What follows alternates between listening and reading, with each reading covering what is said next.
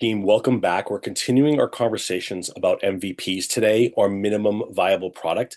What we want to shift a little bit towards right now is how you actually think about building your MVP quickly. Okay, so really simple, what we want to understand is some practical strategies to help build and launch your MVP literally in weeks, not months. So, what are we going to learn about today?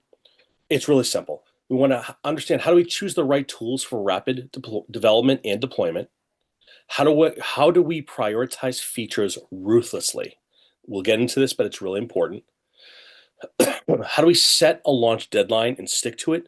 And how do we know when to ship? Okay, all really important things. So the first thing I want to start out with here is sort of a fundamental piece of everything when it comes to being an entrepreneur, but in particular when it comes to shipping products, getting ideas out the door and building, right? Speed is your advantage. You're in total control of this. You are the person who has the input that drives the output in terms of speed. So take advantage of it, right? When you're competing against larger competitors who are already in the space, people have already built the solutions you're working on, it's very hard for them to iterate or change or create a new version of it. You have that ability. So you can move faster, you can learn faster, and you can iterate faster. But it only works if you actually ship something out the door. So every single week that you spend building is a week you're not learning from real users. I want to say that again because it gets confusing when people think about these things. When you are building, you're falling behind. Okay. You need to build and learn and iterate, build, learn, and iterate, right? So set very aggressive deadlines and ship imperfect products. Not bad, not crappy, not low quality, but imperfect. Imperfect is easy to iterate and improve on. So, how do we do this? Well, listen, at the time of this recording in 2026, there are more options than have ever existed for no code and low code tools. When I was starting out, in the late 90s and early 2000s, there was no such thing as this. You need to know how to code, program, fully develop things, hope you're getting it right. Very difficult to get customer feedback, very difficult to ship things. You had to be right the first time. We are in such an awesome place now as an entrepreneur to get started and scale fast. So, how do we build fast and what are some of the tools? We can use things like Webflow or Framer. This is really good for websites without code. Bubble and Glide for full web apps without coding. Airtable and Notion, databases and workflows. Zapier or Make, for example, connect tools and automate. Stripe and Lemon Squeezy do payment processing. Typeform and Tally for forms and surveys. And then, of course, this is not even including things like Lovable, Base 44, all of the LLMs, all of the backends like Supa that are connected to these. My point in sharing this is not that I'm sponsored by anyone here or I'm not recommending anyone. What I'm saying is there is an entire framework of free, no code, low code tools or low cost versions of them that cover everything from the visuals to the back end to the UX to the actual processing, connecting, and payment taking. So there's a lot out there. So let's think about then we have the capability to do no code and low code work. We want to iterate fast. We want to get a product shipped. So how do we think about feature prioritization? And I think it's important to remind yourself that you can't build everything. Okay, so how do we prioritize? I have a really simple framework and it's pretty simple, right? What are the must-haves? What's the core functionality that without it, the product would be totally useless, right? You have to have that, right? Core functionality is a must build.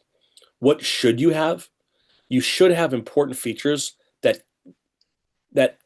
can wait for a V2, but you might be able to get them done. What could it have? Nice features if you have time to build them as part of this initial launch. And what you won't have is features that are explicitly cut from this version. So I want to put this into a different format. There's must have, should have, could have, and won't have. The way to think about this is what is the part of your product or offering that you absolutely have to get out the door? I have a friend who recently launched a clothing company and he wanted to launch the full brand shirts, pants, hats, accessories, the whole shebang. What he ended up doing was just releasing two styles of the same shirt. And he wanted to do two things from this. Number one, do we have traction? Are people actually looking at them? Are they buying them? Are they commenting on the quality? Is the price point correct? Is the advertising and marketing getting people there and getting them to pull the trigger on making a purchase, right? So it would be very easy to add other options, other price points, other products, but this wasn't about finding the absolute perfect set of options for every buyer. This was about getting feedback on the quality or the material or the price. So you should be doing the same when you think about this as well. So another example is all these different food services. And I shared this in a previous video about MVPs in general, but I think this actually bears repeating.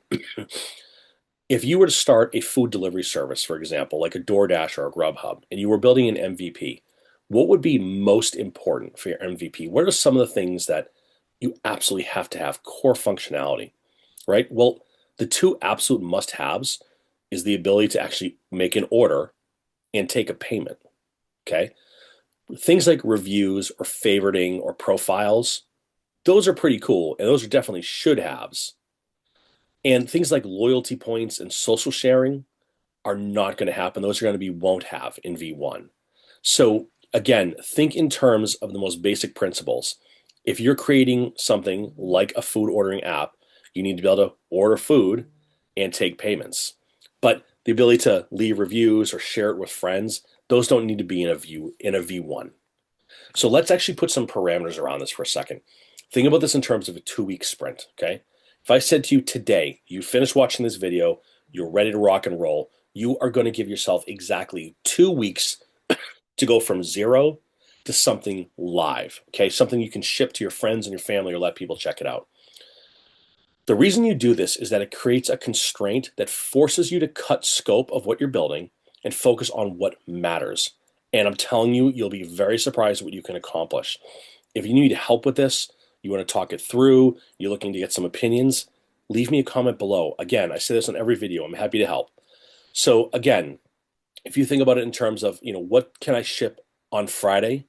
You'll have the weekend to monitor critical issues while users try your product. So if you're working a full-time job and you're wondering, like, how am I going to do this? Ship your product out on Friday. Then you have 2 solid days of sitting at your desk, going over what's happening, the analytics, viewing how the tool is being used, getting live feedback. It doesn't have to be a huge process. It can be simple things, okay? The final piece of this, and it's really simple, please do not wait for perfection. The first version of Gmail, Facebook, and Amazon were embarrassingly simple compared to what they are today. I'm at an age where I was there for the first iterations of Amazon, Facebook, and Gmail. They are nothing compared to what they are today, but the core functionality was there, the core purpose was there, and they got to discover the features and functions that were most important to end users and really make those things pop when the time was right. But it's got to work. It's got to work first and foremost. So I suppose this brings up a point. If you're watching this, it's probably because you're interested in starting a company or a product or a business or getting a startup going or getting an idea off the ground. Do it. Give yourself 2 weeks right now. Could you launch it on Facebook or on Twitter and get some people to check it out? Could you charge something for it? I don't care if you do or don't, but could you? What can you get for feedback? And are you still obsessed with adding more features when you shouldn't be? Ask yourself those questions, try it out, and see what happens.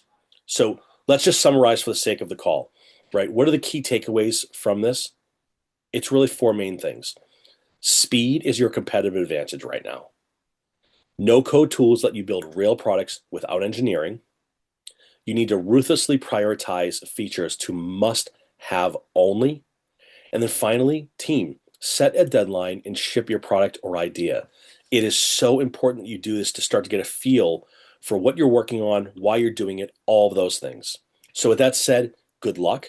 By the way, if you are trying to ship something or you're trying to build something, drop it below. Let's check it out. Let's see what you're building. Let's see how it looks. You can get lots of feedback from my community. So with that, thank you so much for watching. Good luck out there. More stuff to come. Thanks, everybody.